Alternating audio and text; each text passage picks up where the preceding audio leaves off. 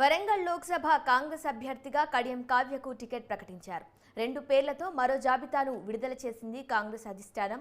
మహారాష్ట్రలోని అకోలా నుంచి అభయ్ కాశీనాథ్ పాటిల్కు టికెట్ ప్రకటించారు. ఇక కాంగ్రెస్ పార్టీలో చేరిన కావ్యకు వరంగల్ నుంచి టికెట్ను ప్రకటించారు. ఇదే అంశానికి సంబంధించి మరిన్ని అప్డేట్స్ మా ప్రతినిధి భవిత అందిస్తారు. చెప్పండి భవిత.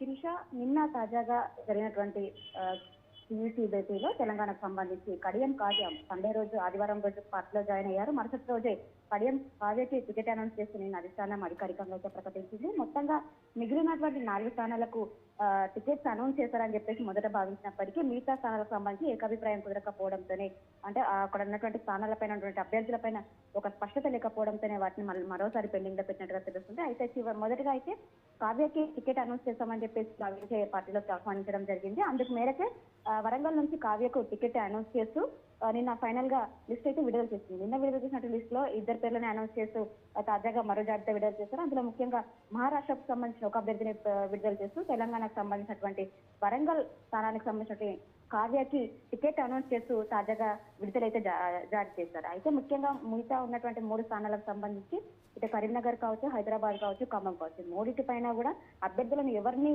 కేటాయించాలనేది మాత్రం ఇప్పటికీ అధిష్టానానికి కొంచెం తీవ్రంగా ఒత్తిడి పెరిగిందని మనం చెప్పుకోవచ్చు. ఎందుకంటే ఇప్పటికే బీసీ నినాదం ఒకవైపు వినిపిస్తుంటే పోటీతత్వం కూడా ఎక్కువ ఉన్న నేపథ్యంలో ఎవరిని బరిలో దింపాలి, ప్రత్యర్థులకి ఎవరు బలమైన పోటీ ఇస్తారు, ఎవరు గెలుపులో ఉంటారు అనే ఉద్దేశంతోనే వాళ్ళందరిపైన తీవ్రంగా చర్చిస్తున్నారు అన్నట్టుగా తెలుస్తుంది. ఇంకా మిగతా ఇప్పటికే ఉన్నటువంటి కరీంనగర్ స్థానం నుంచి ఇప్పటికే తెరపైకి ఒకవైపు ప్రవీణ్ రెడ్డి పేరు అనౌన్స్ చేసినప్పటికీ ఇప్పటికే విడుదల చేసిన జాబితాలో దాదాపు ఆరుగురికి రెడ్లకే స్థానాన్ని కేటాయించడము, మిగతా సామాజిక అంశాలను దృష్టిలో పెట్టుకొని కరీంనగర్ కి మళ్ళీ రెడ్డి స్థానాన్ని ప్రకటిస్తే మాత్రం ఖచ్చితంగా తీవ్రమైన వ్యతిరేకత వస్తుందనే నేపథ్యంలో కొద్ది మేరకు ప్రవీణ్ రెడ్డి పేరు పక్కన పెట్టినట్టుగా తెలుస్తుంది. ఆ ప్లేస్ లో బీసీలకు ఇవ్వాల్సి వస్తే మొన్నటి వరకు కూడా మళ్ళీ తీర్మార్ మల్లన్న పేరు కూడా తెరపైకి వచ్చింది. అయితే తీర్మార్ మల్లన్న పేరు కావచ్చు, ఇటు కరీంనగర్ నుంచి ప్రవీణ్ రెడ్డి పేరు కావచ్చు, ఇవి రెండింటిని కూడా పక్కన పెట్టినట్టుగా తెలుస్తుంది. ఒకవేళ వీళ్ళిద్దరిని కూడా పక్కన పెట్టాల్సి వస్తే అక్కడ ఉన్నటువంటి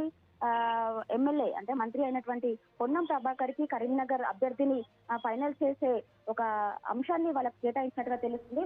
వాళ్ళనే అభ్యర్థి విషయంలో డిసైడ్ చేయాలని చెప్పేసి కొంత మేరకు అవకాశం కల్పిస్తున్నట్టుగా కూడా మనకు తెలుస్తుంది. ఇంకా మిగతా ఖమ్మం స్థానానికి వస్తే మాత్రం ఖమ్మం నుంచి బట్టి వైపు నందిని అక్కడ ఉన్నటువంటి పోటీలో నుంచి ఉపసంహరించుకున్నట్టుగా తాజాగా సమాచారం అందుతుంది. ప్రస్తుతం అయితే అక్కడి నుంచి ఖచ్చితంగా పొంగులేటి శ్రీనివాస్ సోదరుడైనటువంటి పొంగులేటి ప్రసాద్ రెడ్డిని అనౌన్స్ చేస్తారేమో అన్నట్టుగా కూడా కొంత మేరకు అయితే చర్చిస్తున్నట్టుగా తెలుస్తుంది. ఇంకా హైదరాబాద్ విషయానికి మాత్రం వస్తే మాత్రం ఖచ్చితంగా అక్కడ నుంచి సానియా మీర్జాతో పాటు మరో 2 నేతలు కూడా హైదరాబాద్ పోటీలో ఉంటారు అని చెప్పేసి వాళ్ళు తీవ్రంగా కృషి చేస్తున్నారు. అంతేకాకుండా ఎంఐఎం బలమైన స్థానం కాబట్టి అక్కడ నుంచి సుప్రీంకోర్టు న్యాయవాది అయినటువంటి తుబ్సంకి కూడా అంటే షహనాజ్ తుబ్సంకి కూడా టికెట్ అనౌన్స్ చేసే యోచనలో అధిష్టానం ఉన్నప్పటికీ ఈ మూడింటి పైన కూడా మరోసారి భేటీ అయ్యి అభ్యర్థుల లిస్టు ఫైనల్ చేసే యోచన ఉన్నట్టుగా కూడా మనకు తెలుస్తుంది.